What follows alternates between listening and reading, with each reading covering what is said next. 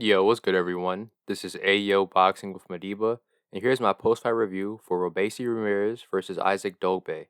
And this was a good fight. This is my first time actually really watching Robeisy fight. Prior to this, I only seen highlights and clips. I knew that he was good. He beat Shakur Stevenson in the 2016 Olympics and is a two-time gold medalist. I also knew that he lost his first professional fight, but this fight right here turned me into a fan.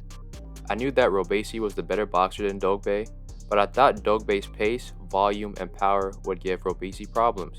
And initially, Dogboe's style did present a challenge. However, Robeisy was pretty much in control for the entire fight. He dictated the pace and distance of this fight and was able to operate at his range, which allowed Robeisy to land his best punch, the left hand. The early rounds were competitive. The fight occurred at mid-range. Dogboe would be the aggressor for the most part, while Robeisy was looking to counter and pot shot. Dogboe did have some success when he exploded with combinations on the inside and was pushing the pace, but every time he gained some momentum, Robeisy would find a way to disrupt it, and Robeisy would catch a lot of Dogboe's punches on his guard. Robeisy's punches, however, would land flush. He even hurt Dogboe with a counter left straight in the second round. Dogboe did rock Robeisy with a strong right hand in the 4th or 5th round, I'm not too sure, and that occurred when Robeisy was off balance due to some footwork issues, but Dogboe would never really capitalize on those footwork mistakes that Robeisy kept on making throughout this fight. Robeisy, on the other hand, would capitalize when Dogboe would wait and be hesitant.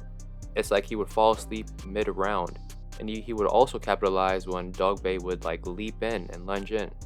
This allowed Robeisy to steal rounds that Dogboe was initially winning. By the mid-rounds, the separation between Dogboe and Robeisy kept on getting bigger and bigger.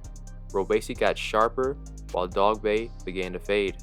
That's when you really get to see the skills of Robeisy on full display. And once Robeisy started using his jab in the 8th round, he really started to outclass and dissect Dogboe. Robeisy even dropped Dogboe in the 12th round with a counter left hand. Overall, it was a great performance for Robeisy and a great display of his skills. Barry Hunter gave Dogboe some good instructions on what to do, but Dogboe just couldn't carry it out.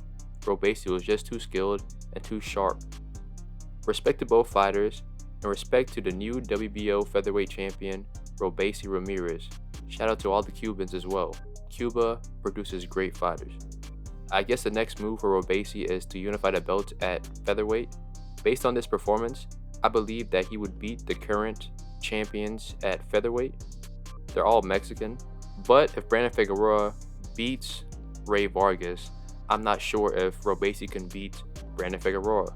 The only issue that Robeisy is going to have now is trying to unify this division because it's going to be very tricky and hard to do.